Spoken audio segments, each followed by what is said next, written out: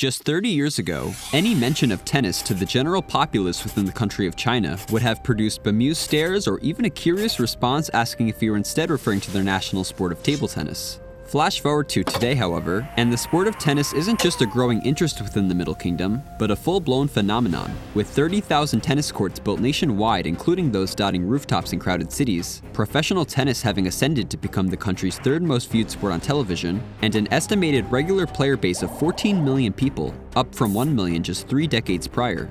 Thanks in part to the CCP's nationwide push to promote the sport and legitimize the country's place within the worldwide tennis community, the country hosts not 1, not 2, but 10 premier professional tennis tournaments annually, including the highly coveted ATP Shanghai Masters and WTA edition of the China Open. With the infrastructure, player base, and exceedingly positive sentiment of the sport in place, there has been one worrying question many Chinese are still asking: where are our professionals? Despite a population of almost 1.4 billion people, the highest-ranked male Chinese player today? 178, with no Chinese having ever cracked the top 100 in ATP rankings. Though the women have fared much better in international competition, all pale in comparison to the one true tennis superstar China has ever produced. Having achieved a career-high WTA ranking of number 2 in 2014 with 2 Grand Slam singles titles to her name, Li Na's unmistakable talent and likable personality initially appeared to foreshadow the emergence of Eastern tennis dominance. I have to thank my team. Max, agent, make me rich. Thanks a lot. However, the star's notable lack of customary verbal appreciation towards her country during the 2014 Australian Open trophy ceremony, and revelation that she quit the China state-run sports system in 2008, not only call into question who actually is responsible for the success of the country's only significant tennis player, but re-sparks past criticism that China's communist sports policy and factory-like production of athletes not only damaged the health, reputation, and abilities of their entire athletic system, but that of their athletes as well. With nationwide dominance seemingly at their fingertips, why is the Chinese professional tennis system broken?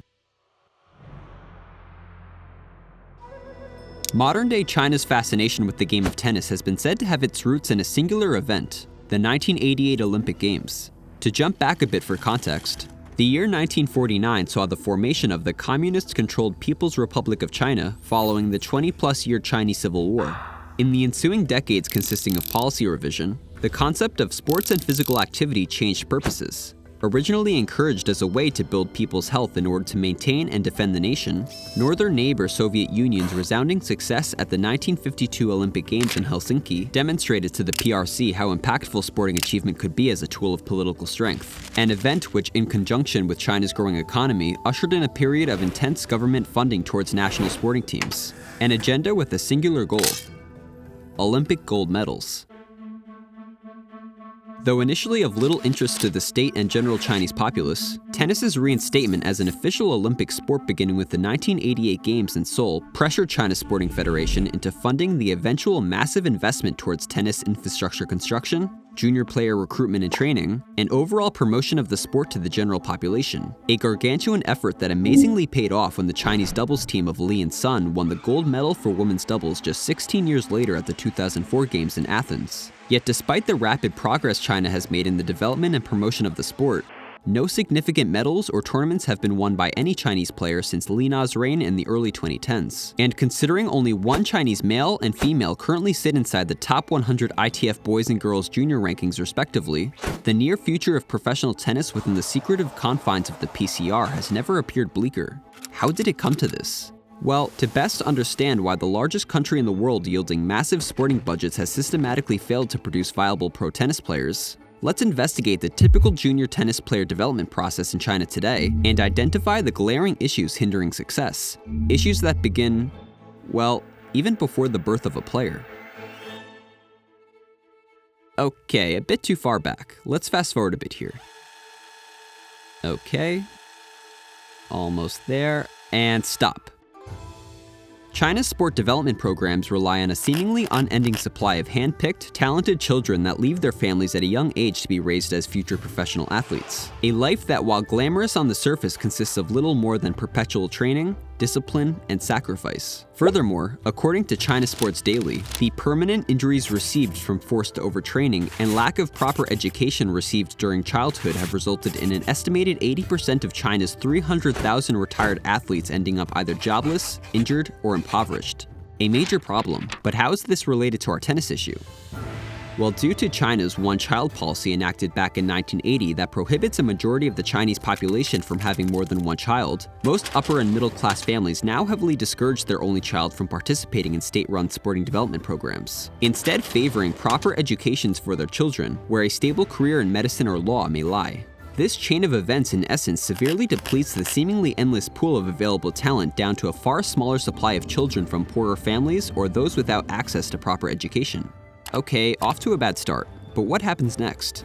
Let's take one of these imaginary kids and follow him to adulthood. Let's call him, I don't know, Yonald Dung.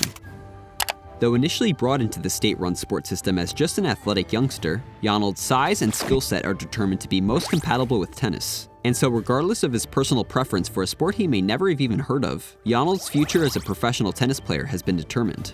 Whereas many children from neighboring countries possessing insufficient development programs are sent to Europe and North America for top-level training and competition opportunities, Chinese juniors such as Yonald rarely leave the country, and are instead taught their sport in-house the same way earlier generations of party coaches taught gymnastics or ballet, mind-numbing repetitive drilling and negative reinforcement. Provided that our young player continues to exhibit the necessary talent into his late teens, Yonald would then enter a legally binding contract with the state which stipulates that in exchange for his services as a professional, he is guaranteed an all-expenses-paid career plus salary until retirement, no matter his results. Okay, sounds like a pretty amazing deal actually. So what's the catch? Well, similar to those free vacations I always seem to win in my email spam folder, if Yonald took a magnifying glass to the fine print, he might just think twice before accepting this deal of a lifetime. For starters, not only do all state-sponsored players surrender their passports to team leaders, but allow administration to control nearly every aspect of their training, from choosing coaches, setting tournament schedules, even dictating the athlete's style of play. Outside of playing, personal relationships are heavily restricted, and athletes pledge not to marry while actively representing their country. Finally, while top players from other countries enjoy the spoils of their winnings, Chinese tennis players reportedly surrender 65% of their total prize earnings and 100% of their sponsorship earnings to the Chinese Sporting Federation, as the prospect of national pride is instilled in athletes to be far more important than monetary gain. With these Soviet-era restrictions hampering any type of individualism within athletes, it'd be a shame if any Chinese players were to rebel. As mentioned earlier, a pre-stardom Li Na, along with 3 fellow Chinese compatriots, decided in 2008 to quit the state-run sports system in protest of the professional and personal restrictions imposed on players. Despite a lengthy battle which saw all players labeled by Chinese press as unpatriotic and further threatened by state officials with Olympic banishment, the Chinese Tennis Federation amazingly gave in to player demands by drafting an official policy called Danfi, which translates to fly solo, entitling the 4 particular players the newfound ability to keep 90% of their income, set their own schedules, and choose their own coaches. The stipulation? Simple. Bring greater glory to China. And that they did.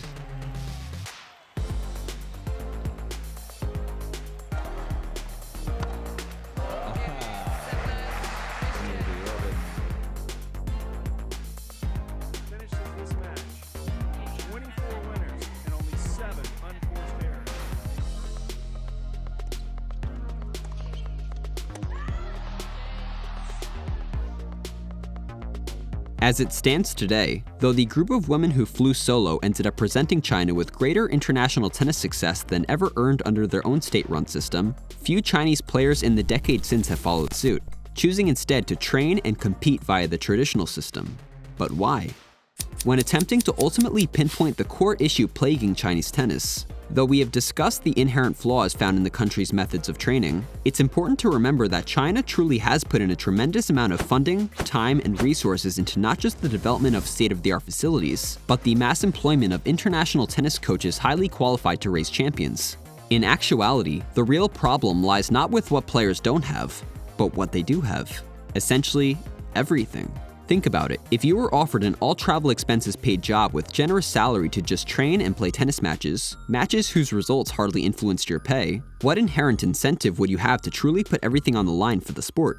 If you say personal ambition, remember that China is a country virtually void of true historic tennis culture and pride, where before Li Na, most players blindly forced into tennis had no role models to emulate or look up to. When raised to compete solely for national pride and not for oneself, it's easy to understand why Chinese players even today frown upon the notion of going off on one's own. Their homogeneous upbringings and factory-esque training environments discourage independent thinking, leaving most sticking with what they know best. This is precisely why Li Na has been the only Chinese player to really succeed. As the antithesis to Chinese sporting sentiment and attitude regarding how one views themselves within the system, Li Na understood that success stems from the incredible pressure thrust upon oneself when failure no longer becomes an option. When asked his thoughts on how Serbia, a small country of just 7 million, has managed throughout the last 2 decades to produce so many star male and female tennis players despite its recent history as a war-torn country, Novak Djokovic has shared, "There was no system that brought us into professionalism. It's just a hunger for success, a mentality that we've been through a lot of difficult times in the past. We appreciate some things much more in life and we fight for every match." Though there is, of course, no one-size-fits-all solution to fix China's tennis woes, we may just see a period in the near future where the country is able to usher in a new age of Eastern tennis dominance due to the systematic changes based off what has actually worked for them. In other words, young Yonald may surprise us all one day by making his way out of minor league tennis events and into tennis stardom.